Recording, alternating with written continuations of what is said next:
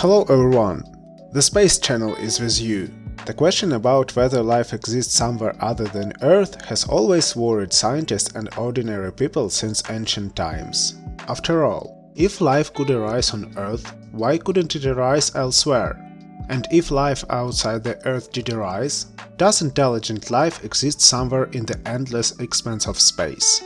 In August 1835, one of the largest and most reliable New York newspapers, the New York Sun, published a series of 6 sensational articles, where the discovery of intelligent life on the Moon was discussed. The articles talked about the famous British astronomer, John Herschel, who, on a secret mission for the British government, built a huge reflector telescope on the Cape of Good Hope in southern Africa, and he attached a microscope instead of an eyepiece.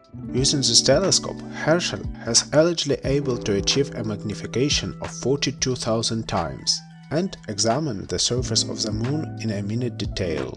It was reported that Herschel discovered seas and rivers, forests and valleys on the Moon, and was able to see strange lunar animals, and even intelligent inhabitants of the Moon, biped beavers that could make and use fire. Also, he discovered a strange race of humanoid creatures, with bats' wings, which were covered with fur.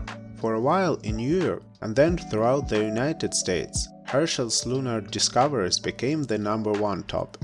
Newspaper circulation skyrocketed. The editors of the New York Sun barely had time to print additional editions with the stories about the lunar bad people. Unwilling to fall behind the New York Sun, other newspapers, including the New York Times, started writing about the Moon people. In all seriousness, various methods of establishing contact with the lunar brothers were proposed. So, for example, the authors of one of the projects proposed to lay out stone letters on the Great Plains, a huge plateau in the territory of the USA and Canada, so that they could be seen from the Moon, and then wait for an answer to appear on the Moon. American Protestants seriously considered sending missionaries to the Moon, with the aim of converting the Lunians to Christianity.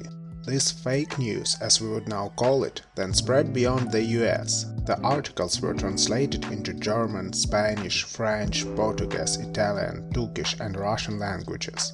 However, by contrast, these publications didn't cause a similar stir in Europe. Fortunately, the hoax was exposed fairly quickly.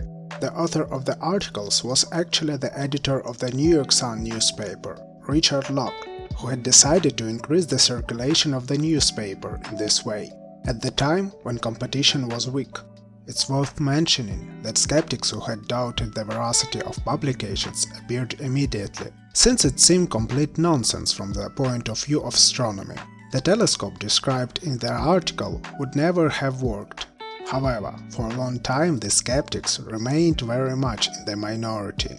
Subsequently, a delegation from Yale University visited the office of the newspaper and demanded to see the articles from European scientific journals, which had been referenced in Locke's original piece. Obviously, no such articles exist, but Locke somehow invented some excuses, and the delegation ultimately left with nothing. Officially, Locke never admitted that it was he who wrote these articles. But according to the rumors, a few weeks after the articles were published, he blurted out the whole story while slightly drunk in a bar. This false news was immediately published by competing newspapers, which questioned the authenticity of the facts in the article. However, surprisingly, it didn't have any effect on the New York Sun's circulation. There were also those who, even after the publication of Revelations, continued to believe in lunar bad people. The matter was finally ended by John Herschel himself. A few years later, he confirmed at an open lecture in New York that the story had in fact been false. Nowadays, one would naturally ask, why did people so willingly believe in it? The fact is that at the beginning of the 19th century, possible life on the planets in our solar system, and even the Moon, didn't seem as incredible as it does now. Many famous scientists allowed, or at least didn't rule out, the possibility of life, including intelligent life, on other planets of the solar system. In addition, the articles were written very well. with a lot of scientific explanations, such as the detailed descriptions of the fantastic telescope construction. He also described how the telescope was combined with a microscope into one device, which allowed examination of the tiny details in the images obtained. In addition, the articles contained references to respected and well-known scientific journals, such as the Edinburgh Scientific Journal. The plausibility of the stories was also enhanced, firstly by the impressive authority of John Herschel, who at that time enjoyed great popularity, comparable to the modern popularity of Albert Einstein or Stephen Hawking. Secondly, European science was held a considerable esteem at that time. Also, John Herschel did stay at the Cape of Good Hope at that time, conducting astronomical observations.